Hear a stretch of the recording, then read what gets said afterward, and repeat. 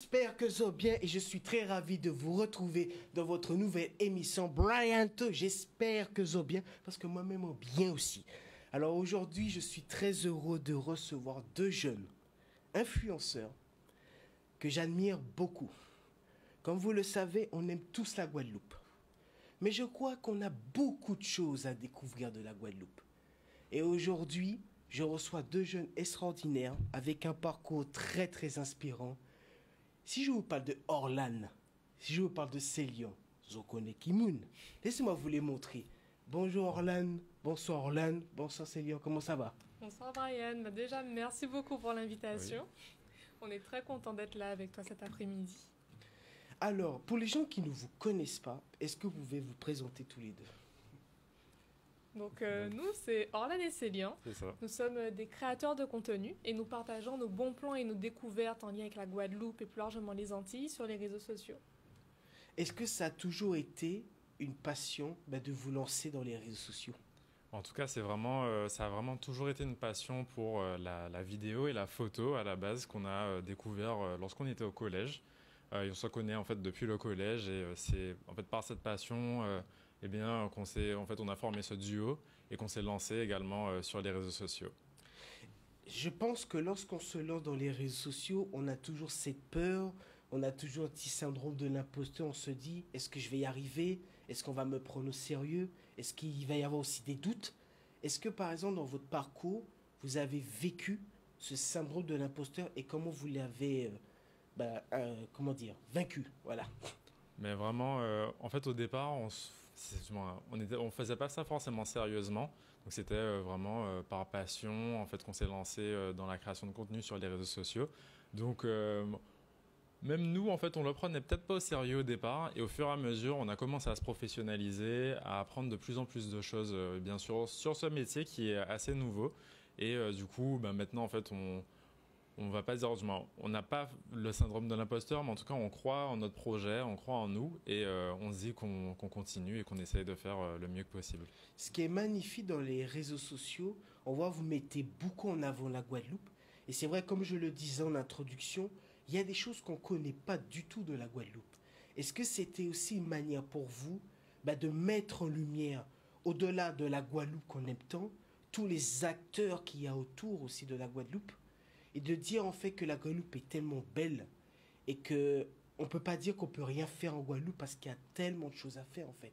C'était ça aussi votre objectif à tous les deux? Oui, c'est tout à fait ça. En fait, donc on est assez jeune, on a 23 ans. Et quand on était au collège, lycée, comme un peu la plupart des jeunes, on se disait il n'y a rien à faire en Guadeloupe, il y a la plage, la rivière, mais ça s'arrête à là. Et en fait, de base, Céline et moi, on aime beaucoup voyager. Et avec la pandémie, on ne pouvait plus voyager. Donc on s'est reconcentré sur l'île pour voir qu'est-ce qu'il y avait à faire en Grande Terre, en Basse Terre, à Marie-Galante. Et on s'est rendu compte que le territoire est extrêmement riche, déjà de par ses paysages, mais également par les personnes en fait qui composent l'archipel, puisqu'on a énormément d'entrepreneurs qui font des concepts innovants, qui utilisent nos produits locaux, par exemple, qui les subliment et qui les mettent en avant. Et on s'est dit, c'est dommage parce qu'on n'est pas forcément au courant de ce qui se fait. Et on a pris cette mission à cœur de justement valoriser notre territoire et valoriser les acteurs de Guadeloupe. Est-ce que ça vous dit qu'on regarde une petite vidéo? Ah oui. Parce qu'on vous connaît dans les réseaux sociaux. Regardez bien, parce qu'il y a des trucs bien délicieux. Mais que moi-même, on va pas qu'à connaître. C'est parti, on lance la vidéo et on se retrouve tout à l'heure. Cette Guadeloupéenne va te faire changer d'avis sur la cuisine végétarienne. Tria, c'est une naturopathe passionnée qui souhaite réunir tous les régimes alimentaires autour de la même table en proposant une nourriture saine et savoureuse avec un mot d'ordre, utiliser nos produits locaux. Sauf qu'elle n'était pas du tout dans le milieu de la restauration, mais ses proches, convaincus par ses plats délicieux, l'ont poussée à se former et à ouvrir son propre resto. Alors elle a relevé le défi et a mis tout son cœur pour créer à Pointe-à-Pitre Didico Bag, un snack végétarien. Ce qui est dingue, c'est que chaque rencontre que vous faites, il y a derrière une histoire en fait. Oui.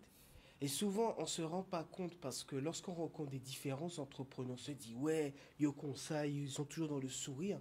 Mais c'est des gens qui ont quand même vécu des choses difficiles et qui sont arrivés à ce tel niveau de réussite. Est-ce que c'était aussi une manière de pouvoir montrer aux Guadeloupéens que peu importe qui ils sont, peu importe d'où ils viennent, ils pouvaient réussir? En fait, on voulait montrer des modèles de réussite différents surtout par rapport en fait au bon plan qu'on partageait. Donc souvent ça touche la restauration, les activités de loisirs. Et en fait on n'aime pas juste partager un bon plan, dire oui, bon ici ils font, du moins c'est sympa pour manger, pour s'amuser. En fait on aime partager qui est derrière et c'est quoi en fait l'histoire des personnes. Puisque nous souvent on va en tournage, on est là pendant 3-4 heures, donc on mange, mais aussi on parle avec la personne, elle nous en dit plus, elle nous explique pourquoi elle s'est lancée, peut-être qu'est-ce qu'elle faisait avant en fait de créer du coup, Tria par exemple, qu'est-ce qu'elle faisait avant de créer le restaurant du coup d'Iziko Bag. Et nous, on se dit, waouh, mais l'histoire est folle, elle est incroyable. Et pourquoi ne pas en fait parler de ça dans notre vidéo. Donc c'est devenu un peu notre patte où du coup on en parle, on parle de l'histoire de l'entrepreneur qui est derrière cette bonne adresse, ce bon plan à chaque fois. Alors, on parle d'entrepreneuriat et je sais que vous tous les deux, vous êtes aussi étudiants dans l'ingénierie informatique. Comment vous avez réussi à trouver cet équilibre entre les études et la création de contenu? Et est-ce que vous pouvez aussi nous parler un peu plus aussi de ce statut que peuvent bénéficier les étudiants qui veulent se lancer dans l'entrepreneuriat? Donc c'est vrai qu'au départ, c'était pas très facile de concilier études et entrepreneuriat avec la création de contenu. Donc nous, vu qu'en plus on a commencé à peu près vers le lycée, après le bac, on a fait une prépa scientifique. Et donc ça demande énormément d'investissement, de temps de travail, etc. Donc c'était vraiment pendant les vacances qu'on en profitait pour faire le maximum de contenu. Donc on essayait de s'organiser comme ça. Et par la suite, on est parti en France, à Paris, pour faire une école d'ingénieur. Et là, on était face à un second défi, puisque comme on était en France, on s'est dit, wow, mais comment on va faire pour continuer à partager du contenu sur la Guadeloupe? Est-ce qu'on arrête? Qu'est-ce qu'on fait, etc. Et on s'est rendu compte qu'il y a également des entrepreneurs à mettre en avant là-bas. Donc on a pu continuer notre activité. Et comment on a réussi du coup à s'organiser? On a pu bénéficier d'un statut particulier qui s'appelle le statut étudiant-entrepreneur et qui permet d'aménager un peu ses études. Donc par exemple, dans le cadre des études en école d'ingénieur, on a un stage obligatoire à faire en entreprise. Et donc, au lieu de faire notre stage dans une entreprise classique, on pouvait travailler sur notre propre projet entrepreneurial. Okay. Donc, par exemple, l'année dernière, pendant 4 mois, on a travaillé sur le projet. Cette année, pendant 6 mois. Et donc, c'est vraiment grâce au statut étudiant-entrepreneur, qui est d'ailleurs disponible aussi aux Antilles, en Guyane, à La Réunion, qu'on peut pouvoir aménager ses études pour travailler sur ces différents projets. Alors, tu disais que vous étiez tous les deux à Paris. Oui. Et c'est vrai qu'on a quand même une belle communauté d'Antillais. Et souvent, lorsqu'on parle des Antillais métropolitains, il y a toujours cette mauvaise image. Et j'aimerais qu'on regarde tous les deux une vidéo que vous avez fait à Paris, qu'on parle de Bokit. Et j'aimerais qu'on en parle juste après. C'est parti, on lance la vidéo. Les meilleurs Bokit et Agoulou d'Île-de-France. Jadniel et Joëlla ont repris aux portes de Paris les recettes de leur grand-mère qui a ouvert le tout premier food truck de la plage de Sainte-Anne. Chez Didi Bokit, on retrouve vraiment le goût authentique et la générosité de la street food comme au pays. En plus des jus et sorbets maison qui font clairement voyager. Bref, c'est le bon plan et avec ta carte pays, ton menu Agoulou XL est à moitié prix. Ce qui est dingue, et pour ça je le dis franchement, on a beaucoup de talent en Guadeloupe. Et c'est vrai que beaucoup de jeunes se lancent dans l'entrepreneuriat, mais ce qu'ils demandent, c'est qu'on leur donne la parole et qu'on puisse aussi les mettre en avant. Le fait d'avoir mis en avant des jeunes qui œuvrent justement à Paris, quel est le message que vous voulez envoyer à la population guadeloupéenne et aussi aux Antilles qui se disent « mais moi je peux le faire en fait ». Quel message vous avez voulu donner? Je vous laisse répondre à tous les deux. Et vraiment, en fait, on voulait montrer que on a une diaspora, en tout cas, notamment en Île-de-France, qui est forte et qui fait des choses. Du moins, on fait énormément de bonnes choses. Comment expliquer ça? En tout cas, ce qu'on voulait vraiment mettre en avant, c'est que aux Antilles, en tout cas les Antillais en général, qu'ils soient partout dans le monde, en fait, ils ont des projets qui sont incroyables et on souhaitait les mettre en avant. Après, nous, notre domaine, c'est un peu la restauration et les activités de loisirs. Donc, on partage surtout ce type de choses. Mais dans d'autres domaines, il y a d'autres Antillais, en fait, n'importe où dans le monde qui travaillent, qui ont des projets passionnants. Et pourtant qu'on n'entend pas forcément parler. Et donc, on souhaitait un peu donner cette voix, à la diaspora, un peu, dans l'Hexagone, mais également en Guadeloupe, pour montrer en fait qu'on n'est pas forcément que dans des choses négatives, parfois la violence, ce type de choses qu'on entend souvent dans les médias traditionnels. Donc voilà, et du coup on essaie de changer un peu ce regard, notamment sur les réseaux sociaux, puisqu'on n'entend pas forcément parler on va dire, de la bonne manière, du coup, de nos territoires. Mais c'est là où aussi on se rend compte que même si on a une très mauvaise image des réseaux sociaux, on peut dire que les réseaux sociaux ont vraiment participé à aussi de pouvoir développer aussi non seulement l'entrepreneuriat, mais de pouvoir aussi parler de sujets par moments qui étaient sensibles, mais qui finalement, grâce aux réseaux sociaux, on a pu en parler. Et puis le fait de donner la parole à d'autres jeunes, ça permet aussi aux jeunes de pouvoir s'identifier. Oui, Parce que oui. souvent, on a des croyances limitantes et on se dit, est-ce qu'on peut y arriver en fait? Est-ce que c'était ça aussi, c'est quelque chose d'important pour vous deux? Oui, oui, totalement. Et d'ailleurs, avec la création de contenu à Paris, on a pu montrer à ceux qui avaient peut-être le mal du pays qu'il y a justement des choses à voir en Île-de-France, que ce soit des restaurants, des cours de zouk, des librairies ultramarines, en tout cas qui peuvent se rappeler le pays, même en étant là-bas. Ok. Et je sais, vous m'avez dit, vous avez vécu aussi pendant le Covid. Donc je pense que dans l'état d'esprit où vous étiez, ça doit être quand même très compliqué. Comment vous avez réussi tous les deux à avoir toujours cette positivité? Parce que lorsqu'on regarde vos contenus, vous avez toujours le sourire, vous avez toujours cette positivité, et on voit que c'est quelque chose que vous incarnez énormément. Est-ce qu'on peut dire que la positivité nous aide à affronter les obstacles malgré que ça soit dur? Ben oui, c'est vrai. On a vraiment beaucoup de chance qu'on soit à deux, parce que des fois, c'est pas forcément facile. On a une baisse de morale, mais du coup, lorsqu'un a une baisse de morale, l'autre lui porte soutien. Et ça fait que tout le temps, en fait, on est un peu dans cette dynamique positive sur nos réseaux sociaux. Et c'est vraiment le but, en fait, de partager une bonne vision, en tout cas, de nos territoires et de ces acteurs, en fait, tout simplement. Et c'est pour ça qu'on essaye d'être positif eh bien, tout le temps dans nos différentes vidéos et montrer eh bien, qu'on fait de grandes choses. Mais c'est ça qui est dingue. Et c'est ça que j'apprécie dans votre parcours, c'est que vous êtes pour moi très inspirants tous les deux. Et vous pouvez être fiers de vous. Parce que ce que vous faites, c'est incroyable. Vraiment, je vous en félicite. Merci beaucoup. Merci. Et je sais dans vos contenus, proposer aussi des choses à gagner. Et j'aimerais qu'on parle du carte, une carte que vous proposez énormément. J'aimerais qu'on la présente aux téléspectateurs pour celles et ceux qui veulent découvrir des restaurants. C'est parti, voici un petit cadeau. Cette carte te donne accès aux meilleures adresses de Guadeloupe à moins 50% ou presque. Vous avez aimé le concept l'année dernière, alors on ressort la carte pays pour les vacances. T'as juste à la faire signer chez les 6 restos et activités partenaires pour découvrir des concepts uniques et bénéficier de tes avantages exclusifs. En plus, les 100 premiers à la commander ont un bagel gratuit. Alors commande carte ou rendez-vous en bio car il n'y en aura pas pour tout le monde. Alors, est-ce que vous pouvez nous présenter, c'est quoi ce concept carte pays? Oui, alors en fait, on a lancé la carte pays pour aller au-delà des simples vidéos qu'on partageait sur les réseaux sociaux pour permettre aux gens d'aller par eux-mêmes découvrir les différentes activités, les différents restaurants et surtout de les rendre accessibles financièrement. Donc en fait, la carte pays propose 6 restaurants et activités de loisirs grâce à des remises de l'ordre de moins 50%.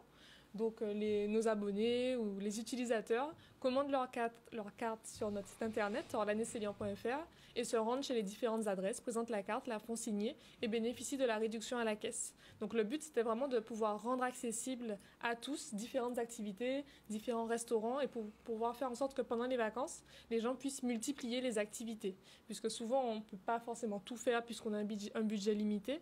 Mais là, l'objectif avec ce projet, c'est justement de permettre aux gens de faire un maximum de choses et de découvertes par eux-mêmes. Alors c'est vrai que on parle beaucoup d'entrepreneuriat et je sais que vous collaborez avec beaucoup de restaurants qui vous ont aussi contacté. Est-ce que ça aussi, lorsque vous avez créé du contenu, est-ce que vous vous attendez aussi à ça, à ce que d'autres personnes viennent vers vous pour pouvoir mettre en avant ce qu'ils font? Vraiment, pas du tout. C'est quelque chose qu'on n'aurait jamais imaginé au départ. Donc vraiment, lorsqu'on a commencé dans la création de contenu, on s'imaginait pas forcément que ça pouvait être un métier, du coup, eh bien, sérieux, entre guillemets, un métier, du moins, quelque chose dont on peut vivre, en tout cas surtout aux Antilles, puisqu'on sait que de la création de contenu aux États-Unis, en France hexagonale, ça existe depuis un peu plus longtemps. Il y a des créateurs qui sont déjà bien établis, avec une communauté de millions de personnes. Et du coup, nous, lorsqu'on est arrivé et qu'on a commencé à grandir, du coup, et avoir une communauté de plus en plus grande, de plus de 130 000 du coup, abonnés aujourd'hui, on n'aurait jamais imaginé en fait cet engouement. Et du coup, lorsqu'il y a un engouement, eh bien, les marques derrière, les entreprises, elles souhaitent faire appel à nous. Donc, on a des demandes quasiment en fait tous les jours. on en refuse la plupart d'entre elles puisqu'on ne peut pas, soit forcément faute de temps ou qu'on n'est pas forcément aligné avec les valeurs de la marque. Donc on essaye en tout cas de faire face en tout cas, à cette forte demande, mais on n'aurait jamais imaginé ça au départ. Tu parlais de alignement. Est-ce que c'est important lorsqu'on se lance en tant que créateur de contenu de savoir être aligné à ses valeurs et de savoir aussi les mettre en avant? Parce qu'on voit que dans les réseaux sociaux, on est beaucoup dans la recherche d'authenticité. Est-ce qu'on peut dire que l'authenticité, c'est quelque chose de très très important dans les réseaux sociaux? Oui, pour nous, c'est vraiment primordial. C'est très important de rester sur notre ligne éditoriale, sur nos valeurs. Donc, on partage les bons plans en lien avec la culture, en Guadeloupe, nos découvertes, etc. Donc, comme Céline disait, il y a pas mal de personnes qui nous contactent, mais on ne peut pas dire oui à tout le monde, puisqu'on sait que soit ça ne plaira pas à nos abonnés puisqu'ils ne nous suivent pas pour le produit en question pour laquelle la marque nous contacte. Ou voilà, pour nous, c'est vraiment très important de rester alignés et on pense que c'est ce qui fait également que nos abonnés nous soutiennent et admirent et aiment ce qu'on fait, tout simplement. C'est ça. Et puis, ce qui est beau aussi dans ce que vous faites, c'est qu'on voit qu'il y a tellement de personnes, mais moi, des personnes de tout âge aussi. Il n'y a pas que des jeunes, il y a aussi des personnes, des anciens. Et c'est ça qui est beau, c'est qu'ils vous font aussi cette confiance, à vous les jeunes.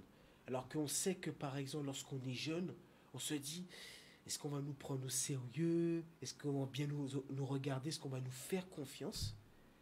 Et en quoi, quand les gens vous contactent, quand les gens viennent vers vous, quel est le sentiment que vous ressentez quand les gens vous disent merci pour ce que vous faites? Ça vous fait quoi tous les deux? On se dit que notre travail paie, on se dit que notre travail plaît aussi. En tout cas, on sent du coup un intérêt en fait autour de tout ce qu'on a pu construire au fil des années, et c'est vraiment de la reconnaissance qu'on a envers toutes ces personnes qui nous disent merci et qui souhaitent nous contacter, puisqu'on sent en fait que notre travail est pris au sérieux. C'est aussi quelque chose de très important, et qu'en fait pour les autres personnes qui souhaitent venir derrière, donc les autres créateurs de contenu qui ne sont même pas encore sur les réseaux sociaux et qui naîtront peut-être dans quelques années, en fait on essaie de construire un peu également ce parcours pour montrer que c'est un métier, c'est quelque chose de sérieux, et que voilà. Hein. Oui, on essaye vraiment d'être exemplaire puisqu'on sait qu'il y a d'autres personnes qui viendront après nous forcément. Et donc en essayant d'être professionnel avec les gens avec qui on travaille, en essayant de faire bonne image, etc., on sait qu'on prépare un peu le terrain pour ceux qui vont venir pour que ce sera plus facile par la suite. Alors j'aimerais aussi une petite question, mais pour toi Orlan, qu'est-ce que tu dirais à des jeunes filles, tu sais, qui ont souvent cette peur de se lancer, qui ont souvent ce syndrome de l'imposteur, parce que souvent lorsqu'on est une femme, on doit toujours faire plus, on vous exige énormément de choses, mais malgré ça, vous avez cette force de karaté, vous lâchez rien. Quel message tu donnerais, toi, à des jeunes filles qui souhaitent se lancer dans l'entrepreneuriat, dans la création de contenu? En fait, pour moi, il ne faut pas se fixer de barrières, quel que soit son sexe, son origine sociale, sa couleur de peau ou autre. Si tu as un projet et que tu y crois, eh bien, tu te donnes les moyens pour réussir, tu travailles, tu te mets à fond le plus que possible dessus. Et parce qu'en fait, il n'y a pas de limite. Comme on dit, sky is the limit, c'est le ciel. Tu n'as pas... Si tu te mets des barrières, les barrières, c'est juste toi qui te les mets. Ouais. C'est personne qui te les mettra. Même si les gens autour te disent « Ah non, ne fais pas ça, c'est nul, etc. » Si toi, tu crois en ton projet, vas-y, lance-toi. Et au moins, par la suite, tu n'auras pas de regret de te dire « Ah, mais s'il y a 10 ans, j'avais essayé de faire ce projet, peut-être que, etc. » Au moins, si tu as essayé, tu n'auras pas de regret par la suite. Eh bien, on parle de message. J'aimerais que vous regardiez la caméra tous les deux et que vous vous adressez à un jeune. Un jeune qui se dit « J'ai un rêve, j'ai un objectif, mais j'ai tellement peur de le réaliser parce que les gens ne vont pas me prendre au sérieux, parce que j'ai un parcours difficile, j'ai pas confiance en moi. » Vous leur direz quoi, ce jeune-là? Je vous laisse regarder la caméra. À toi, Sylvie. Ok. Moi, je te dirais vraiment, lance-toi à fond. C'est le moment idéal. En ce moment, on a beaucoup moins de responsabilités que nos parents, par exemple, ou d'autres personnes. C'est vraiment le moment idéal maintenant, puisque au pire, si ça ne fonctionne pas, tu auras appris énormément de choses. Donc vraiment, n'hésite pas à te lancer le plus tôt possible. Tu auras appris tellement de connaissances, tellement de choses. Et si ça fonctionne, la réussite ne sera encore que plus belle. À toi. Et du coup, c'est par là. Ouais, si tu peux regarder la caméra là. Ok. Mais donc, comme je l'ai dit, il n'y a pas de barrière. Les seules limites, c'est toi. Ok. Donc, comme je l'ai dit, il n'y a pas de barrière. Les seules limites, c'est toi qui te les fixes. Donc, vraiment, lance-toi à fond, crois en toi. Et même si autour de toi, on ne croit pas forcément en ton projet, c'est pas grave. Et le plus important, c'est que tu crois en toi et que tu essayes d'aller au bout des choses. Qu'est-ce que vous auriez dit à Célian et à Orlan qui vivaient le Covid et qui se dit aujourd'hui, je me retrouve à 100 000 abonnés, j'ai des gens qui me suivent, j'ai fait des rencontres extraordinaires, je suis à Canal 10. Vous auriez dit quoi à ces jeunes-là? Mais en fait, on aurait dit à Orlan et à Célian, même si tu ne vois pas les résultats, même si tu as que 10 abonnés, 5 likes, etc., vraiment ne lâche pas parce que le travail, ça paye. Aujourd'hui, on voit tout le parcours qu'on a accompli. Et d'ailleurs, c'est pas fini, ce n'est que le début. Donc vraiment, il faut s'accrocher et y croire. Vraiment, exactement ce qu'a dit Orlan, en fait, d'y croire, d'y aller à fond. Si c'était à refaire, on aurait refait exactement pareil. En fait, de tout simplement continuer à être passionné par la photo, par la vidéo, parce que c'est ce qui nous a amenés jusqu'ici. Et même s'il n'y a pas des résultats tout de suite, mais qu'ils arriveront bien plus tard. Est-ce qu'on peut dire aussi, avant qu'on termine bien sûr cette émission, est-ce qu'on peut dire que l'environnement vous a aussi beaucoup aidé? Parce que souvent, on a des gens autour de nous, ils veulent bien sûr notre bien, mais des fois, ils veulent nous mettre aussi des barrières limitantes. Est-ce que vous, par exemple, vous avez eu la chance d'avoir des gens autour de vous qui ont cru en vous et qui vous ont amené là où vous en êtes aujourd'hui? Mais déjà, c'est très important de bien s'entourer. Nous, on a eu la chance que notre famille était assez ouverte et appréciait le travail que nous faisions. Donc, on peut dire que nos parents, ce sont un peu nos premiers fans.